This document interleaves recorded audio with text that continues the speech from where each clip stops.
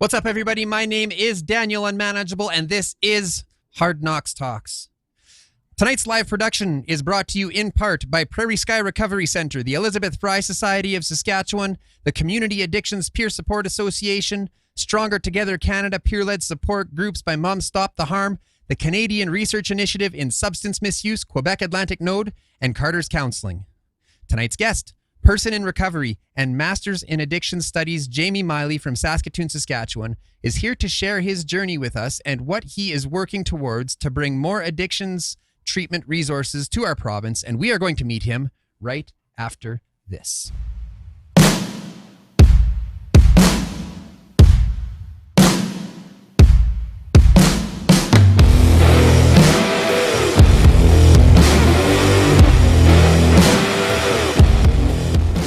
I spent 23 years living in addiction. 16 of those years, I worked as a Red Seal tradesperson in Saskatchewan and Northern Alberta. During that time, I made many mistakes and took more than a few hard knocks. I went from tradesman to business owner to hiding from gang members and dumpster diving. But with that lived experience, I've decided to try and make a change. I've dedicated my life to raising awareness and promoting change in the fields of substance use and psychological health and safety. So join me and my guests as we take off the blinders around mental health in our communities and at work, and shine a light on what's working and what's not working in the fields of mental health and occupational health and safety. I'm Daniel Unmanageable, and I'll be your host, and this is Hard Knocks Talks.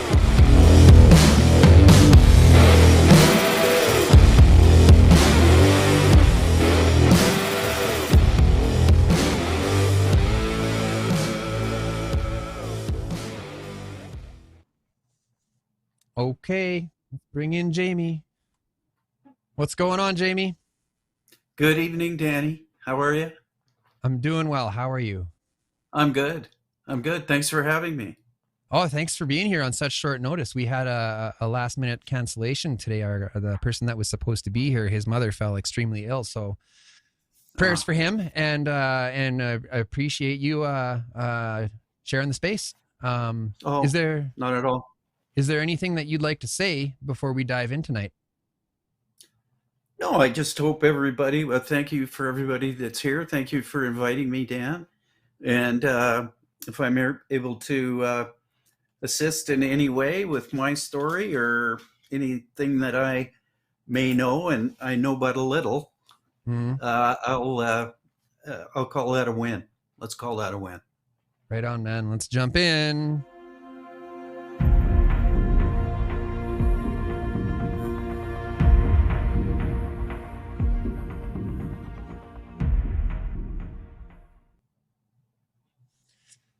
Okay, so why don't you tell us where this all got started? Well, I was, struggled with alcohol from the word go. Really, I mean, I was, you can make jokes about your lineage, but I had the double whammy of having two Irish parents, so down the line, Irish Catholics who were, had relatives that came from Ireland. There was alcoholism in my family. Grew up in an alcoholic home, and vowed to myself when I was in that environment that would never happen to me. Never, ever, ever happen to me. And yet it did. I was alcoholic from the word go, really. I look back on, those years when you start drinking and it's a rite of passage. You're want to be with the crowd and you want to fit in, and you do all those things that make you fit in. But then you realize, I realized pretty early on that I didn't drink like other people. And, in particular, going to school, living in a home with a bunch of guys who drank a lot, I was invariably the one that had the worst troubles with alcohol. And asked one of my roommates one time, I said, Norm, how come I'm so much more hungover than you are? And he told me that it was because are you ready for this? Mm. Because I drank more than everybody else did. How did he know that and you didn't? Well, it's astonishing, Danny. It's Oh, I know. absolutely astonishing. And yet all of these signals that I had in terms of drinking more, getting into trouble,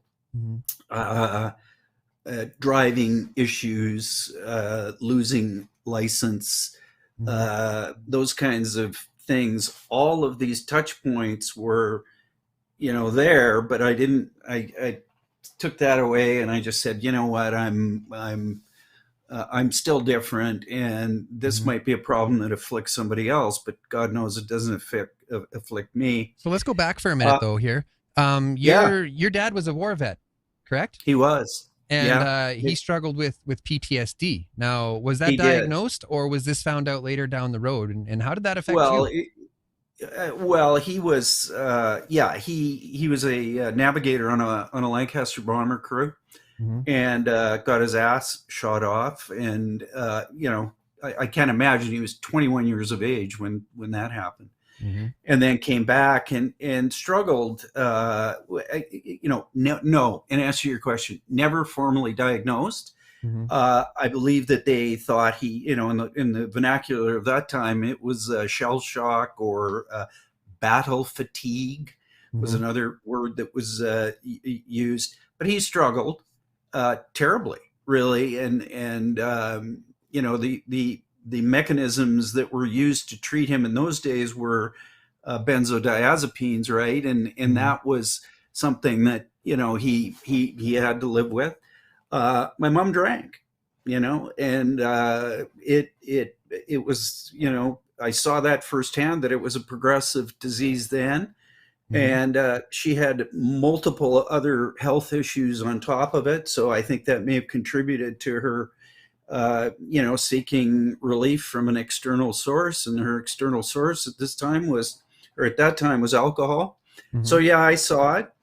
It was not, it was loving home, not all the time. Let's put it that way. And when it wasn't great. But as they say, they did their best, and but it affected me because I was, trying to figure out what this relationship was and who they were and why was this happening. And the family was in denial about, all the things that were going on in the family. And so I was trying to, stay sane, but then found relief from what was going on through alcohol, and it got away on me. Did you go seeking it out? Yeah, I mean, 15. Quite frankly, the vast majority of people that share their experience on this program, it's overwhelmingly between 11 and 13. So you're a little bit, a couple years past the norm. So with all of the alcohol around and people using it problematically, why didn't you get into it earlier? You hear a lot of people like, oh, I was drunk when I was 6 years old and my grandpa gave me this and whatever. How did you wait till 15? Yeah, it's a great question. And it's because I tried to keep it in. I tried to do what I was trying to be a good kid, right? And good kids, the kids that were, not good, were the ones that were pilfering the alcohol and drinking them in the alleys in Grosvenor Park and Greystone. So you were aware. You were aware at a young age that this was wrong. This behavior was wrong. Yeah, I knew it was wrong, and I also thought, well, as soon as I had an intuitive sense. I don't know what that is, but I intuitively knew that this was probably not the best decision for me. But you get swept up in it, and 15 for me was early enough. I mean, I can remember it was awful because I got a job when I was 16 at the Loblaws in Grosvenor Park Shopping Center in Saskatoon. And after an evening out, I'm 16 years old and I'm throwing up in the alley on the way to work to bag groceries. Damn. And I'm going, well, and thinking, that's not good. Like, that can't be good. Yeah. But, never didn't tap the brakes, because all the inputs I was getting, Dan, from people were, this is completely okay. This And is it's awesome. completely, pardon me? And it's awesome. You threw up in the And back it's alley. awesome. Oh, And- Jamie threw and- up in the back alley. Yeah, Jamie threw up. And in those days, remember, we used to count drinks too. I had, 9 beers. Yeah. It Yeah. was Well, like, that was some sort of badge of honor, right? yeah. Yeah. Oh, I remember I got drunk off this much of a 2-6 once, and people made fun of me for months over that. So Yeah. But away I went. And then, you end up going to a good university, college, and you want to talk about a rite of passage there. I mean, you can't get away from it. And so again, you want to fit in, you want to be, part of the crowd that gets invited places. And so, I drank then with the idea that I was going to, at some point, stop. And I was going to do it when I got a real job that had a phone on my desk. that's how you gauged that back in the day? Yeah. When I got a job with a phone on my desk, I was going to quit. Because then I had to really have my shit together and but it only accelerated, because I started working in the ad agency business. And if you've watched Mad Men ever, that's it's not far off the mark. And then it got, I find the term, hangover, it's a euphemism for me, because it's a euphemism because I was actually at the end, it was just flat out withdrawal. It was just flat out withdrawal. And I needed to drink to get rid of the withdrawal symptoms. And now I'm in trouble. And I whatever was left of my prefrontal cortex that tells me how to run my life, my executive function, was still functioning when I had these sometimes sober moments that went, man, you can't, with your family history and what's going on, and with the things you're doing and the bullshit you're trying to pull off, pull over on people. It just got to be a time when I stopped, and at age 34, I stopped. I went to a bookstore in Saskatoon.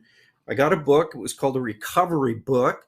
I still have it. It's got, it was great because it had Q&As in it about, things that the questions that were in the book were the questions I had. And I found this book, and I'm reading in the back of this bookstore in Broadway in Saskatoon. It was like I was reading dirty books. I didn't want anybody to see me. I was in there, and I was going, is anybody going to see me doing this? And get to the front, get the book, and this book's going to help me. I thought this book was going to help me. And I went to the front, paid for it, and the guy said, "Do you want a bag?" And I said, "Well, of course I want a bag. I don't want to walk out of the store with this thing. Yeah. Somebody will think I'm an alcoholic." For some context, we talked a little bit about this stage in your life. Was this the point where you were like getting carried out of conferences and everybody around you knew, but you didn't want everyone around you to know? Is that well, and that was like nearly 30 years ago. When that happened, but it was, you say everybody knew, Danny. Everybody knew, but they were probably fighting their own stuff too. And then I'll put a comma or a semicolon in there and say, and they didn't give a shit. Yeah. It was like, oh, he's drunk, get him out of here. That's it. That was the extent of the knowledge that people have about the disease, the pathology of alcoholism or any addiction. It was limited. Yeah, you were drunk at this banquet. Well, who wasn't? That was the feeling.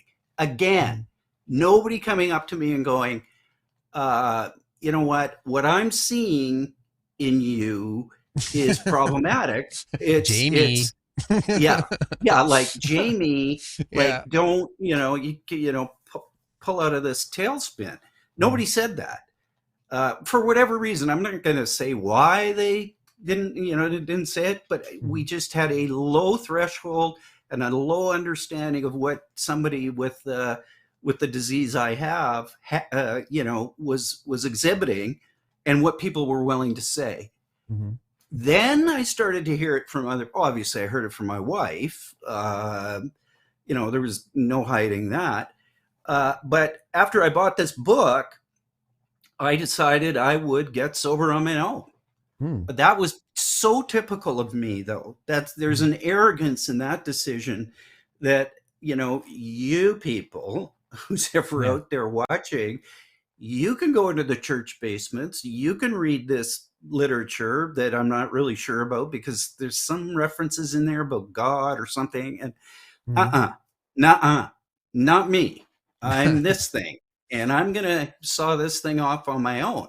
And I did it on my own for 13 years, white knuckling it for 13 years, confused, thinking that the pathology of the disease was not real. I denied that idea. And also that there was that my way would be sufficient. And my way was just to have a very notional idea of what 12-step recovery was and sort of admit to step 1, reject 2 through 11, and get to 12, and then interpret it as being, I may be an alcoholic, but you are. So you were 12. you were doing the 12, like you were carrying that message. The message was, I am going to judge you because look at me, I'm not drinking, and why can't you? And then conflating the idea that because I had time in, that I was therefore not an alcoholic. Wrong. And so 13 years into this dry spell, I picked up again. And as the book says, and the literature that I read says, if you stop for a period of time and then you pick it up again, the addiction keeps going. The addiction keeps going, and my tolerance went way down. And when I started again, it just hammered me. It just overwhelmed me to the point where I was thinking, okay, Jamie, just pull your shit together here and get back on this train where you were just not drinking. And again, don't need help. Don't want to tell anybody anything about this. And couldn't stop. Then I couldn't stop. And so then the first time that you went back out, like, was it a party? Were you like, this was a great idea? Or was it like wrong right away? No, I was golfing down east with some guys. It was a drinking trip designed as a golf trip. And the reason I got invited, I finally figured out the reason I got invited to go on these things, because I was the guy that wasn't drinking. They made me drive them everywhere. And so one night I'm at a restaurant and somebody poured. Danny, I'm not exaggerating. It was that much. Like, I'm a drinker, so it was probably like that. But no, my recollection was, it was this. It was like that much red wine. Interestingly, I drank it. Didn't drink anything else that night. Got home, poured myself half a glass of wine in front of my wife, and I thought I would have to resuscitate her because she hadn't seen me drink in 13 years. So she was very concerned. She was very concerned when you just walked in the door and nonchalantly poured yourself a glass. I thought we were going to have to get an ophthalmologist in to put her eyes back in, because she was like, it was like, what is this? Like, it was, and it, all the lines we use. Let's hear like, I got this. This isn't a problem. I was going to be a wine guy. Like, I was going to, drink only the best wines, and I was going to, get a sweater and tie it over my shoulder and be cork dork boy. Well, that lasted about 2 weeks, and then I'm back to drinking boxes of wine in the garage. Oh no. And and then the other promise too, which was I'm never going to drink hard liquor again. Mm-hmm. Ha ha ha ha. When you said when you said sweater around the shoulders, I was drinking water and I choked. Well, you know the guy. I mean, Yeah. that was what all the old bad thinking was that, if it's wine, it can't be that bad. And I mean, all of this stuff. So I when I went out hard, and then I knew again, because I had that moment of clarity, as we talk about. I thankfully had that blessed moment of clarity where something went, time's up, buddy. Like you are, and I had a good job. I had the external part looked. What were you really doing good at the time? I was working in corporate Canada for a mining company. I was. So money wasn't a barrier for you. Money was not a barrier, and I was fortunate enough that I was traveling all over the world, and I was staying in great hotels, and all of the stuff that went on with that. And so again, those signals were like, well, if this is going on, then I'm okay. And lying to myself and lying to others. Got a comment coming in from our good friend Joe Palche. We love Joe on Hard Knocks Talks. Joe says probably the finest boxed wines, though, right, Jamie?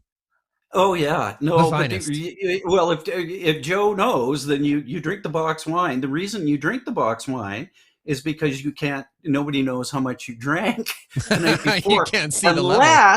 Unless it's by weight. And then you pick the box up and you go the next day and you go, holy shit. Yeah, this is empty. We got another comment from Alicia. Thank you for the comment, Alicia. Alicia says, because wine is fancy. It ties into the stigma of addiction afflicting the poor, not the people living their best life. Right. Yeah. Fancy. Fancy. Yeah, fancy. So what brought you to the end? I just knew that I had, even though what I would call the first 13 years, Dan, were not recovery, really. I really liked the sober part of it. I really liked feeling good in the mornings. I liked, the fact that I had it, I was able to sort of put some things together in my life that were good. And I could see it all going out the window. I mean, I just had that moment where I said, you know what, I'm gonna give all this away if I don't pull out of this thing somehow. And at that point, I knew I couldn't do it by myself. I just knew that didn't work, and because it didn't work for me. It worked for me for a while, but it was just a very uncomfortable period, even when I wasn't drinking. But I liked some of the things that were going on when I wasn't drinking, which, I was kind of proud of myself for that. And I felt like I'd taken all those chips and given them back to the house. And now I was behind, and I didn't want to be that guy heckling people at banquets. Like, I just didn't want to be that guy. Yeah. Where people would phone you the next day and go, "Are you okay?" Well, no. No, I'm not fucking okay. What do you think? I'm not okay. Who does that? I did. Yeah. So did you go to your employer and say, like, look, man, like, well, clearly... no. Here's where I got slippery again. I found a place out on the West Coast called The Orchard. And it's on Bowen Island, and it's a lovely place. So one morning I got up and I'm looking at this, I'm looking at websites, and I go, well, here's a place that's offering a 10-day introduction to treatment. That's it. 10 days. That's what I need. I just need a refresher course on how to drink like a normal person. That's what I thought. I think there was, how to drink like a normal person. Did you read that in the literature, in the pamphlet? We'll No, teach you how to drink? that wasn't there. No. It was 10 days to introduce you to how fucked up you were. So day 3, they came in and said, you know what? You're here for 10 days. That's fantastic. Thanks for coming. We think you should stay for 45 days. I was shocked, shocked and outraged. And I think I may even uttered, don't you know who I am? Oh, you didn't? Oh, I may have. Something along that line. And the guy, and one of the counselors said, Jamie, we know exactly who you are. In fact, we lured you here. Wow. That's bad. What do you mean, you know how that's bad?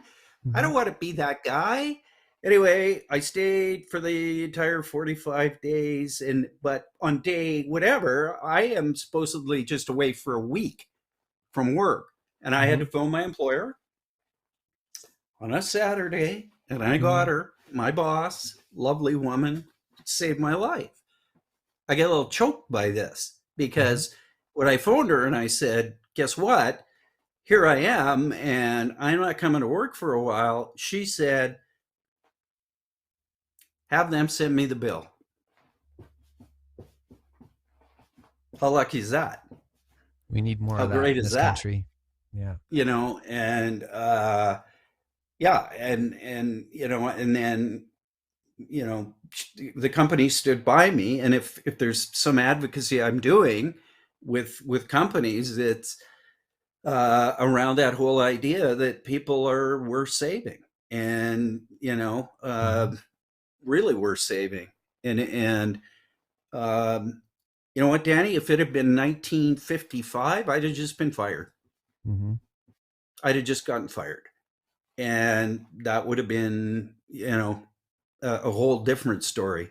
And so I was rescued, and I'm very grateful. And I wish other people would have the kind of benefit that I had because of the position I had in life.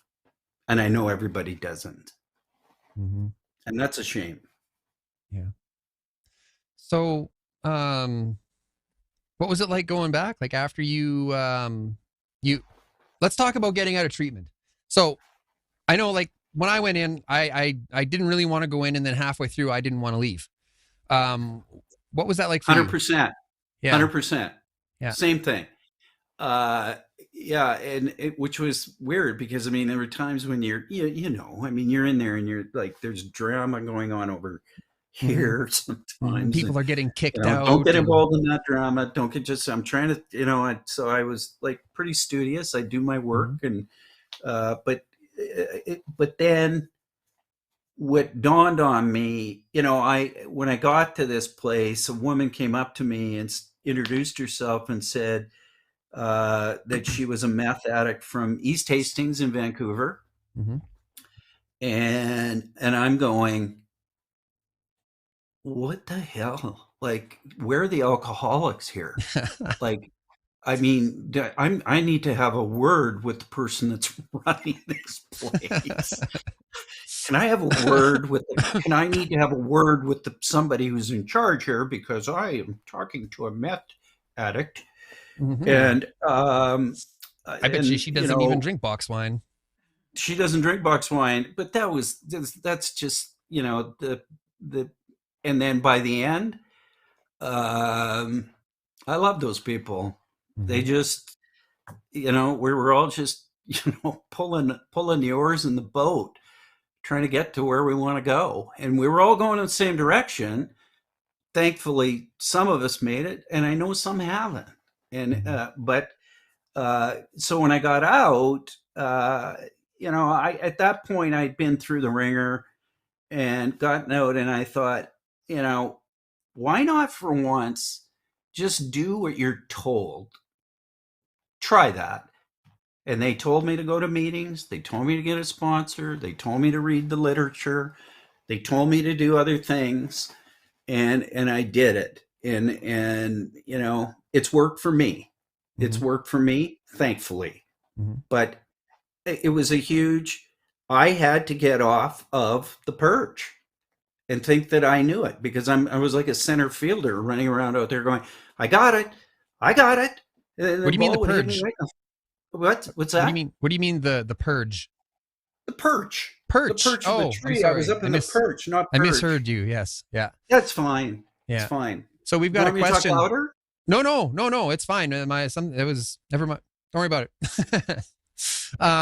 We've got a question coming in. Ellie's asking, did you ever have the desk with the phone? I got a desk with a phone. I got a real desk with a real phone and a real job, and they paid me every 2 weeks. And but there were days when, I wondered why they were paying me, because it was, man, continuing the theme of phones, I would phone it in, and I'm not feeling well today. Oh, okay. Well, you stay home and feel better. Boom. And when at the end it was, I'm not feeling well today, I can't make it in, and then try to make some sort of rationale to not drink until noon, because that meant I'm not an alcoholic. If I can wait until noon, madness. It is madness, the things that we believe, and then when we finally come to a place where we say them out loud, we realize how fucking bonkers we were. Bonkers. Good word. Good word. Bonkers. Yeah. So, tell us about your first experiences when you walked into these rooms of recovery. Did you just go like, I need help, I need a sponsor, I need to work these steps, or did you fight it for a while, or what was that like? No, again, I mean, and we talked about this. I don't want to get into too deep discussion about Harry Tebow, this doctor that was in New York City that, treated Bill Wilson, and he was at the town's hospital, treated 10,000 alcoholics in his life. But he wrote a real seminal piece about, surrendering, right? And the difference between surrendering and compliance. If you're compliant, you're doing it for other people. You're just, and sometimes that evolves into true recovery. I'm not saying that you don't start with compliance. In some instances, where I just decided when I got out, if they want me to go into a church basement, here I come. I went in and I sat down, and I got a sponsor who was, he's pretty old school kind of guy. And he just said, you know what, for the first little while, as genteelly said, basically keep your mouth shut. Sit down, shut up. Yeah. Yeah. Sit down and shut up, because you know what? You don't know what the fuck you're talking about. You think you do, because you get, and there is that sort of swagger you get when I was in treatment, BC, don't you know?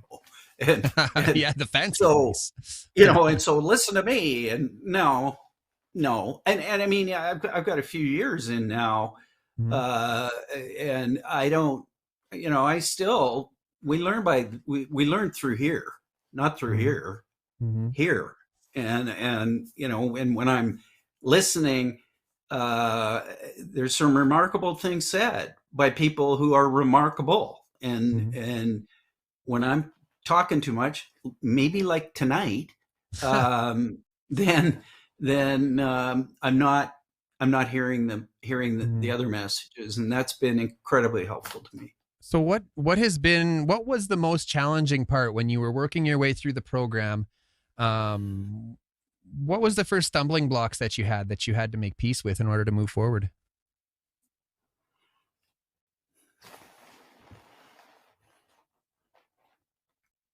I didn't have, I mean, what I was really worried about is that I have paid for, I don't know, 25 gym memberships in my life.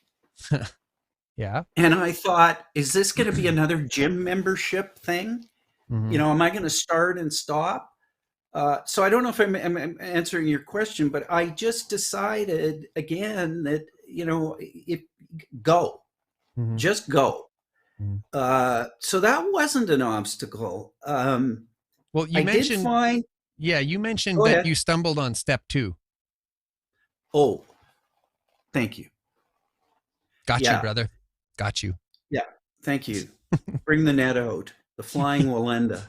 Yeah. Um, I, you know, yeah, when I first saw the steps, we admitted we were powerless over alcohol, our lives becoming, yeah, I was, initially it was like, well, let's give that a maybe. Put a pin in it. Yeah, put a pin in that one. Two, came to believe that a power greater than ourselves had restored us to sanity. And I went, Hard stop. God, Mm-hmm. God, look out. This is like they're going to have me standing on a street corner with a brochure next week. And I just, no. No, I maybe at the wasn't gonna- door. They won't do it on the street corner. You might have to do it at the They front were, door. maybe not. But Yeah. I was just, and through 2, 3, 4, all the way down to 11, I just saw this stuff coming up and I went, this is kind of like spooky. And so, but that was the first iteration of my so-called recovery. The next iteration was thankfully more open-minded, and I read it. When I actually read the book, I just thought, well, there's a line in there about, pick your own concept. I mean, it's the conversation that Bill Wilson has with Ebby Thatcher early on, when Ebby shows up and says, well, I've got religion. And Bill says, well, I don't have religion. I don't know what to tell you. I don't know. I mean, I'm not going to do that. And I think Ebby even says, well, pick your own version. And I went, I can do that. That I can do. That I can do. And then to just further my reinforcement with more reading, and I've read, Gabor Mate in Vancouver, the emergent or the addiction medicine physician who's treated thousands of people with addiction on East Hastings, who says, the opposite of addiction is connection. And that to me is my thing. That's my higher power, is the connection with people in recovery, trying to get to the same place. We're all pulling the boat the same direction, or rowing the boat in the same direction. And that was a real turning point for me. When the rubber hit the road. Yep. Yeah. So then, off you go to Hazelton. You decide, like 90% of people in recovery do early on, that you wanted to be addictions counselor, but you pulled the pin and you went for it. Tell us a bit about that. I did. Yeah, that was a big decision in my life, and I think everybody is, if you've been in treatment and you see these counselors walking around and they're sober and they seem to be, they have their shit together, and I went, I'm gonna be like that, and somebody said, well, maybe you might want to wait till you're here for 4 days before Give it 4 days. Give it 4 days Yeah. before you decide. But that didn't go away really for me. Like it was something I wanted to do, and then I knew Hazelton had. So I actually quit my job in corporate Canada and went down there for a year. Lived in a Holiday Inn Express for a year.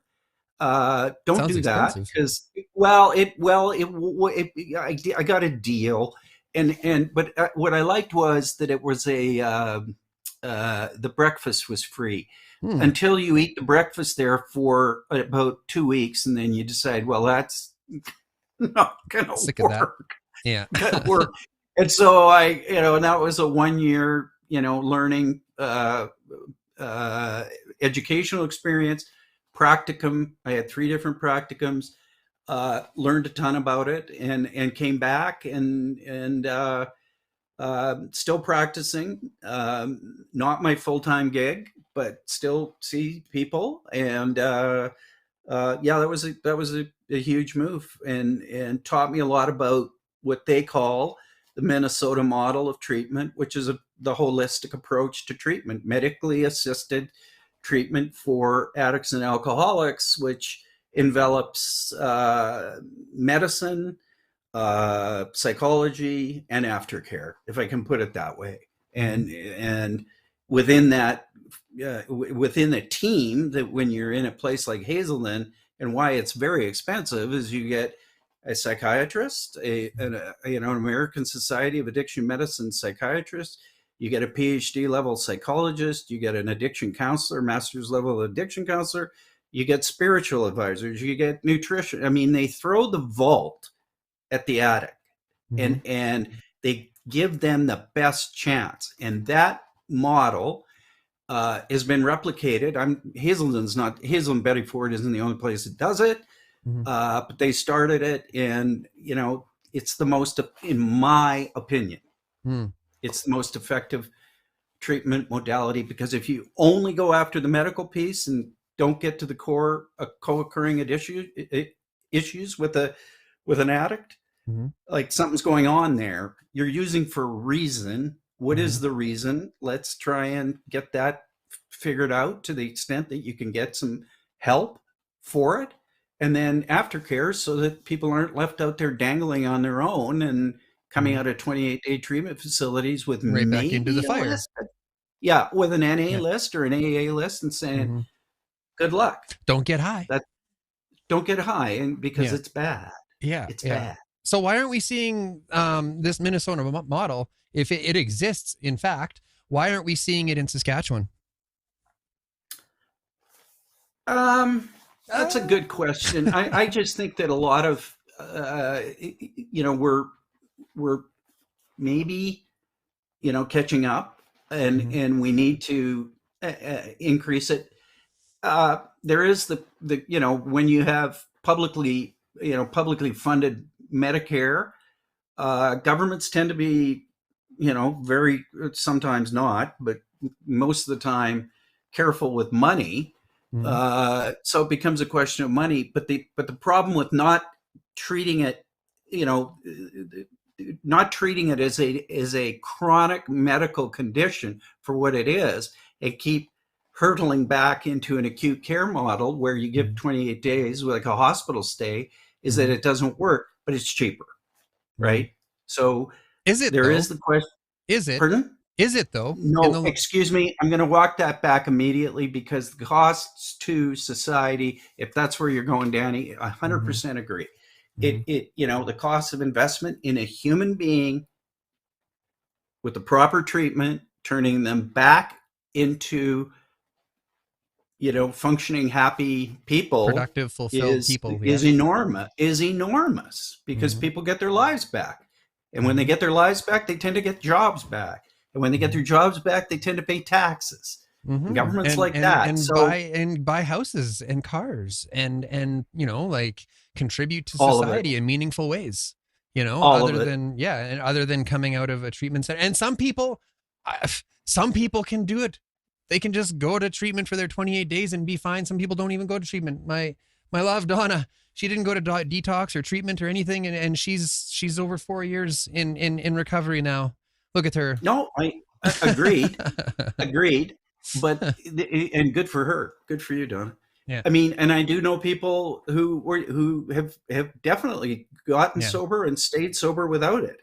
Yeah. The issue is, the issue is that the drugs have changed, and the game has changed, and the drugs have gotten obviously more powerful. Alcohol can kill you, and no doubt about it. I mean, you can add, but in my practice, I can add up all the other addictions combined, and they still don't come to half the number of alcoholics we're losing. Why aren't we talking about that? Because it doesn't have, because I don't want to go on a rant about media and the attention of media, but these other drugs have this sort of, there's a dire message around it. It's the big shiny thing right now. It's more interesting than that. And by the way, if we're going to start talking about drugs and government involvement, alcohol, and then the other one that is, kills how many people? Tobacco. I mean, but we tend to like that, as you said, shiny thing. Well, and the thing, it's not just overdosing. We're coming to a place now where people are just outright being poisoned. They take MDMA and they die of fentanyl exposure. That's not an overdose. That's poisoning. You know, so the stakes are getting ever higher for addiction in general. It doesn't matter what you're using. You don't know what you're getting unless, of course, you're getting it from the government safe supply store with their Wisers and their whatever else they got in there. But you know, no. So, anyways, I agree. 100%. I can pop off on that. Tell us. So you came out of Hazelton and you went to work in the addictions field, and now you're working towards bringing more services to the province. Tell us about what you're working on now. So I don't want to get all soapboxy, more than I have already. But if for a long time, I mean, even before the formation of Alcoholics Anonymous in the 30s, it was the malady was considered a disease by those who had it, because the conversations would be, "You seem like a nice guy. I seem like a nice guy. Why can't we get this thing under control?" And it was just this overwhelming power that happens to us. And what we have talked about forever is this idea that it is a disease. Some people still don't believe that. That's unfortunate, because it keeps people from getting help. And when they don't get help, they get sicker, and sadly, many die. So the idea that I see that we need to bring is really that cultivation of the Minnesota model in Saskatchewan. And part of the Hazelden model is the treatment of, well, they do treat physicians too, specifically, they do treat physicians, but the whole idea around training physicians and getting family docs who are coming out with 4-year medical degrees in family practice, they're not getting an entire story about what the recovery world is all about. They have an idea and they have some understanding, my understanding, about the disease and what's going on up here, pathologically up here. But what they don't have is a full understanding of what addicts require. And, giving somebody a metaphoric brochure about a treatment facility, we need to get better. We need psychiatrists who are specialists in addiction medicine, psychiatry. We need our family docs to be better equipped to deal with addiction. We need psychology students who are working at master's level and PhD levels to have better understanding of addiction. Nurses. We need nurses who have an understanding, a better understanding of what's going on. And then the other, we have counseling students at Sask Poly. So there's this whole educational piece that needs to be brought into a organized facility that we have decided to call a working title called the Recovery Hub.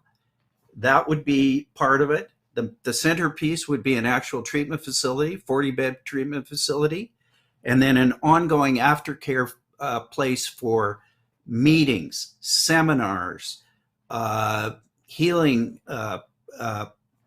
sessions, whatever form you want to take, so that it's an future home of Hard Knocks Talks, for example.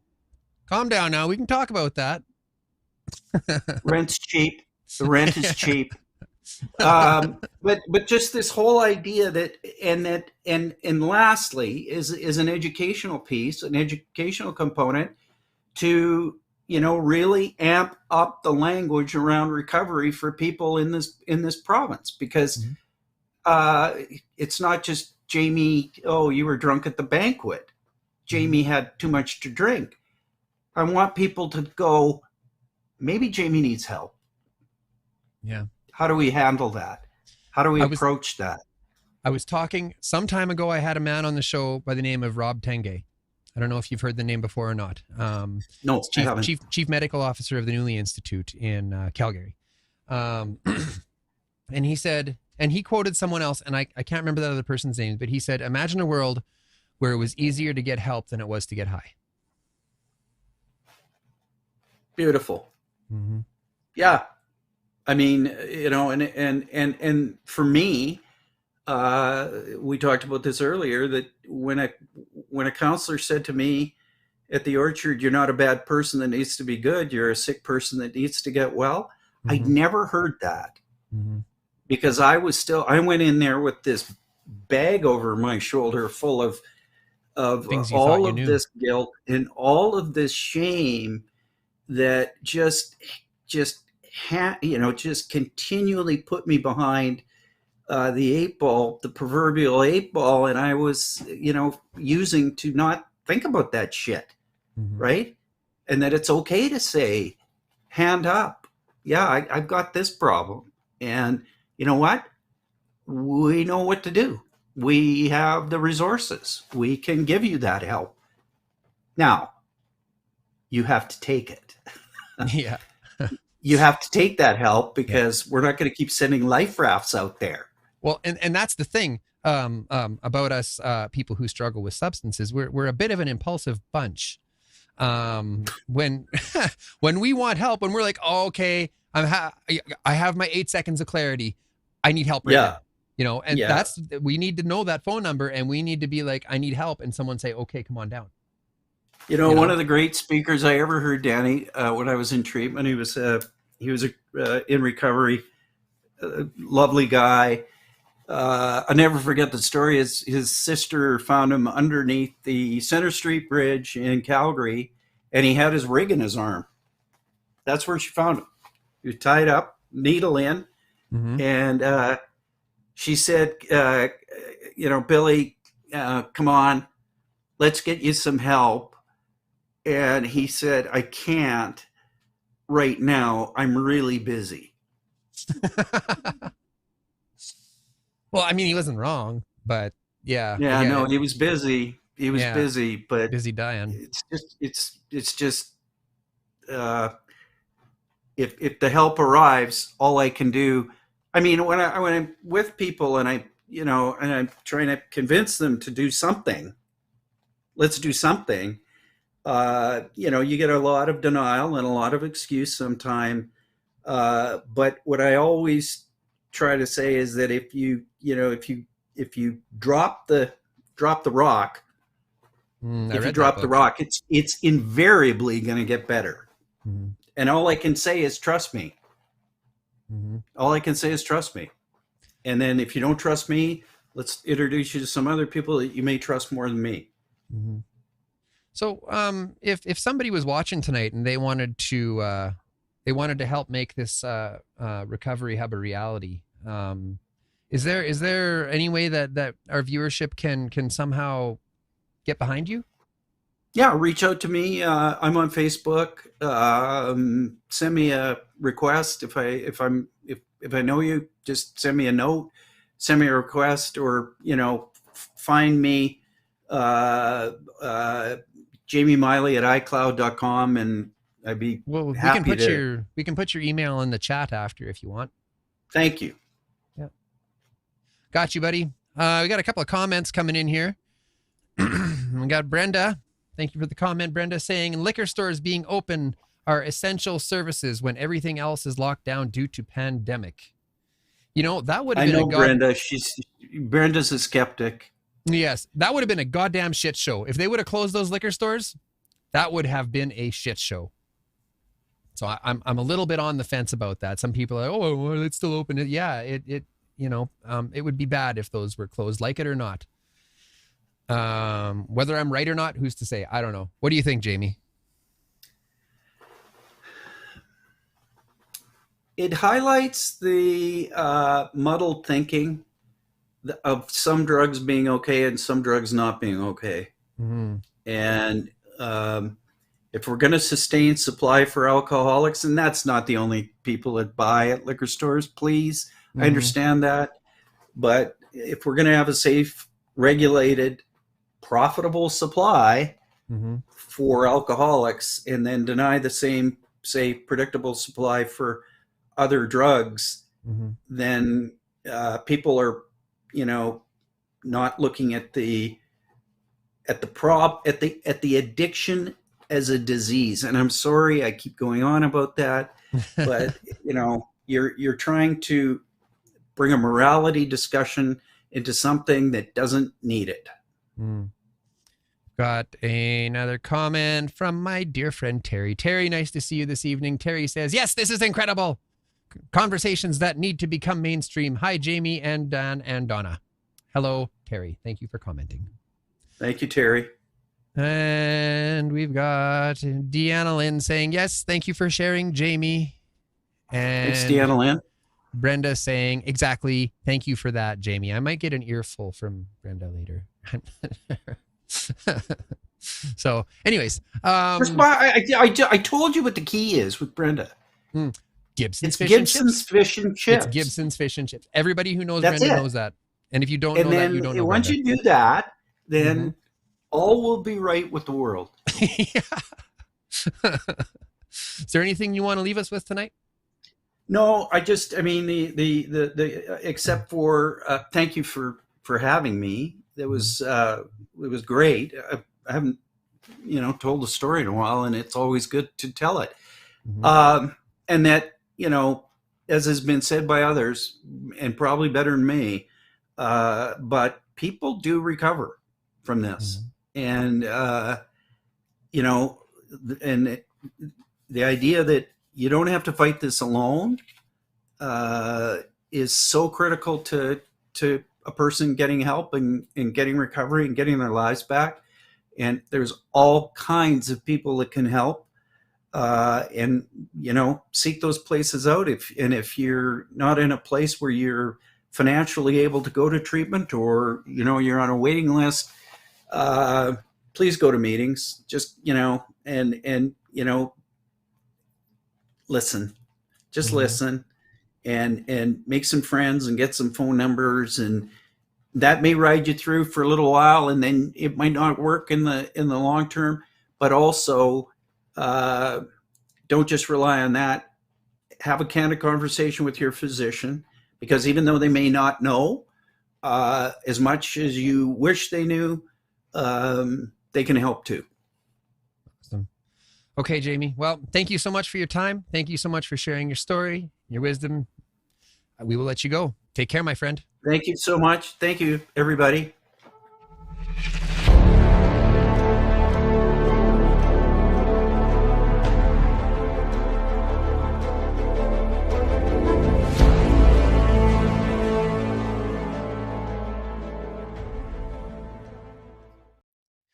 There is power in numbers. If you would like to contribute to ending the stigma around emotional pain, please subscribe to our Facebook page and follow us on Instagram.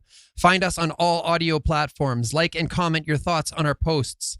Let us come together with our lived and living experience as a resource that has the power to engage new thought processes, to promote new ideas, to broaden the spectrum of care, and to show the world the lie is dead. We can recover. There is a safer way, and we're here to show you how. Good night.